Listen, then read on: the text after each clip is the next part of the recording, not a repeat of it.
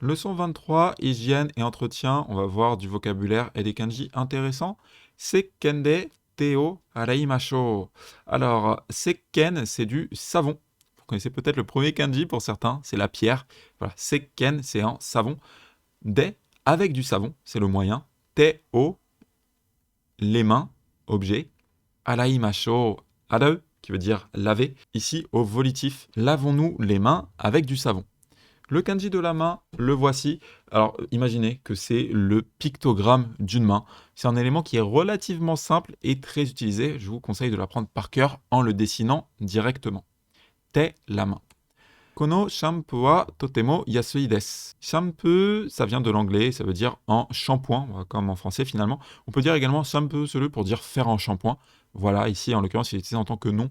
Ce shampoing est vraiment très bon marché. このリンスはとても高そうです。このリンスはとても高そうです。 Linse, c'est l'après-shampoing. Ça vient de l'anglais également. Concernant cet après-shampoing, alors ici on a takaso. Remarquez bien, c'est taka, on a enlevé le i final pour coller le so. Est-ce que vous vous rappelez de cette construction?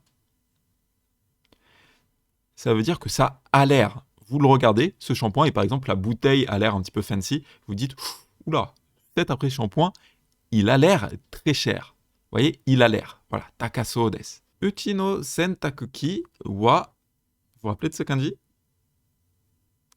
Oto, le son. Ga urusai. Alors ici d'ailleurs, urusai est écrit en kanji, histoire de le voir. Il faut savoir que dans l'énorme majorité des cas, il sera écrit directement en hiragana. Mais tant qu'à faire, bon, pourquoi pas le voir et essayer de s'en rappeler. Alors urusai, c'est un adjectif en i qui veut dire bruyant.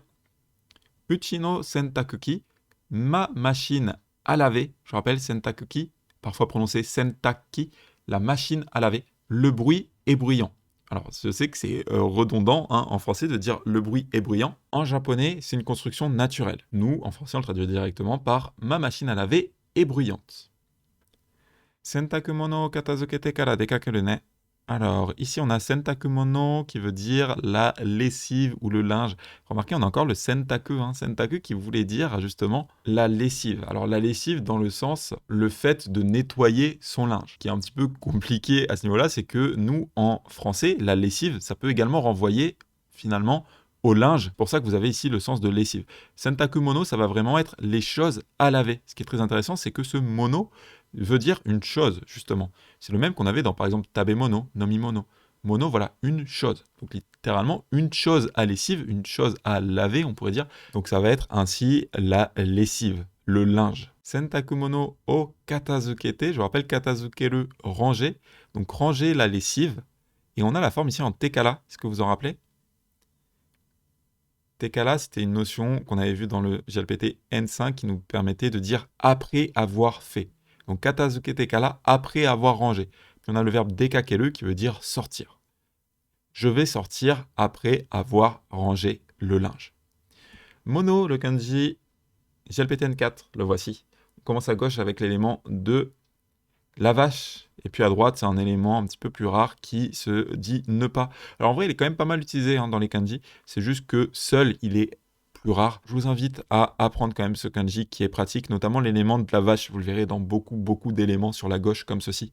Donc ushi à gauche, il se ratatine un petit peu et il devient comme ceci. Une vache n'est pas, n'est pas qu'une simple chose, c'est une chose vivante.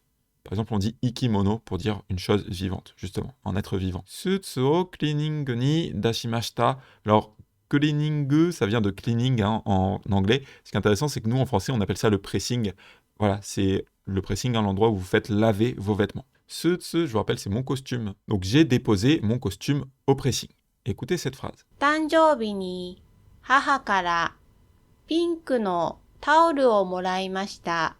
誕生日に母からピンクのタオルをもらいました。 Pink, ça vient de l'anglais, pink, et ça veut dire rose. Taoru, ça veut dire une serviette, ça vient de l'anglais également. Tanjōbini, à mon anniversaire. Haha kara, de par ma maman, de par ma mère. Pink no taoru o moraimashita. J'ai reçu une serviette rose. Donc littéralement, ça serait j'ai reçu une serviette rose de ma mère à mon anniversaire. En français un peu plus naturel, on pourrait dire peut-être « J'ai reçu une serviette rose de ma mère pour mon anniversaire ». 玄関で傘を乾かしています。Je fais sécher mon parapluie dans l'entrée. Ici, on a un nouveau mot de vocabulaire. Kawakasu, faire sécher quelque chose. Ici, notre objet, kasa, le parapluie. Puis on a genkande qui indique la limite de l'action. Écoutez cette phrase.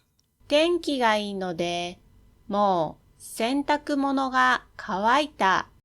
天気がいいので、もう洗濯物が乾いた。 Tenkigai, le temps est beau, le temps est bien, nodé. Parce que, comme le temps est bien, on pourrait le traduire un peu plus naturellement par comme il fait beau, mo, déjà, sentakumono ga kawaita. Kawaku, ça va être la version intransitive du verbe qu'on vient de voir. Donc voilà, kawaku, ça va être sécher ou devenir sec. Ici, ça va être le sujet, c'est sentakumono. C'est le linge qui est devenu sec. Comme il fait beau, le linge a déjà séché. Petto sewa suru no wa totemo tanoshii yo. Sewa, c'est le soin, s'occuper de. Nous l'avions déjà vu dans l'expression osewa ni narimasu ou osewa ni narimashita dans le N5. Voilà, c'est l'occasion de le revoir. Sewa, c'est le soin et on peut l'utiliser en tant que verbe suru pour dire s'occuper de, prendre soin de. Donc ici, petto sewa suru, ça serait prendre soin d'un animal de compagnie. Particule de thème. Donc, on nominalise notre phrase, no, pour pouvoir ensuite la thématiser. À propos de s'occuper d'un animal de compagnie, totemo tanoshi desu. Tanoshi, je vous rappelle, ça veut dire amusant, intéressant. S'occuper d'un animal de compagnie, c'est très amusant. Le kanji de tanoshi, le voici.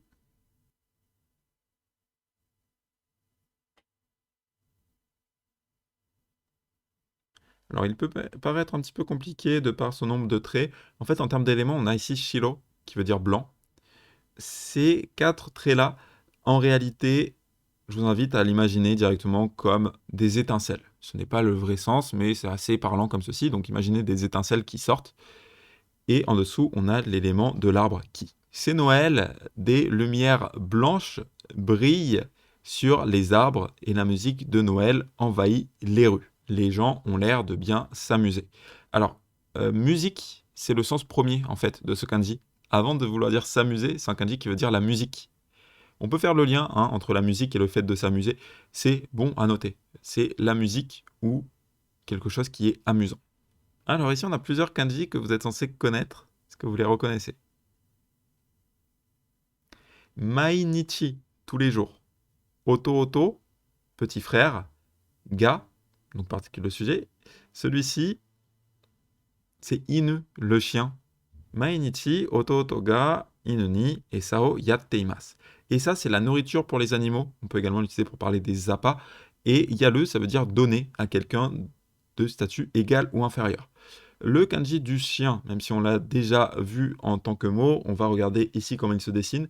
Il est plutôt simple. En vrai, vous pouvez l'apprendre directement par cœur. Si vous voulez le décomposer, vous avez en fait dai ici, grand. Vous pouvez imaginer voilà, une grande personne qui ouvre ses bras comme ceci. Et la goutte d'eau. Pour être honnête, moi, je l'ai appris directement par cœur. Sinon, vous pouvez imaginer un grand chien avec une goutte de bave, éventuellement. Yatte imasu, le verbe yaru, ça veut dire donner à quelqu'un de statut égal ou inférieur. On se demande parfois, du coup, quelle est la différence avec ageru, qui veut également dire donner. C'est vrai. En fait, ageru, c'est utilisé quand on donne à quelqu'un d'égal ou de supérieur. Je rappelle qu'ageru, on a la notion de élever quelque chose. C'est le choix par défaut quand on parle de personne, quand vous donnez à un humain. Yaru, c'est utilisé quand on donne à quelqu'un ou quelque chose de rang inférieur ou perçu comme tel. Vous pouvez imaginer qu'au lieu de monter vers la personne, ça descend vers l'objet. C'est le choix le plus courant du coup pour les animaux, les plantes ou les objets. Alors ça peut paraître un petit peu bizarre, mais par exemple si vous voulez dire donner de l'eau aux plantes, on va utiliser yaru également. Il peut aussi s'utiliser pour des personnes proches ou d'un statut égal ou inférieur, comme des amis, mais avec une nuance plus familière, voire un peu rude. Ça se voit beaucoup en langage familier. Alors là, je vous ai donné un exemple. Inu ni esao yaru. Ça, c'est totalement naturel. C'est pas du tout considéré comme familier, vu qu'un chien, un animal, est considéré comme inférieur à vous au niveau de la langue. Encore une fois, là, je suis pas là pour faire de la politique. Au niveau de la langue, un animal est considéré inférieur à un humain. Donc donner à manger au chien, on va dire comme ceci, inu ni esa o yaru. Avec un humain, on pourrait dire également un tomodachi ni hon o yatta. j'ai filé un livre à un pote. Vous voyez que ici, le yalu, ça voudrait dire donner, avec une notion de égal ou inférieur. Du coup, ça serait un petit peu familier ici. Voilà, j'ai filé un livre à un pote. Ça peut s'utiliser comme ceci. Par contre, si vous voulez insister plus sur un donné qui est propre à un humain, par exemple, je dirais sensei ni plaisanto o ageta. Si ici vous utilisez yatta, ça serait vraiment très très mal poli. Donc ageta, voilà, j'ai donné en cadeau au professeur. C'était la leçon 23 sur l'hygiène et l'entretien. On a vu pas mal de vocabulaire, donc je vous invite vraiment à passer par Anki pour mémoriser tout ça. Et on a vu également un usage de yalu qui pouvait vouloir dire donner lorsqu'on donnait à quelqu'un du même niveau que soi, ou plutôt d'ailleurs quelqu'un qui est inférieur à soi. C'était la leçon 23.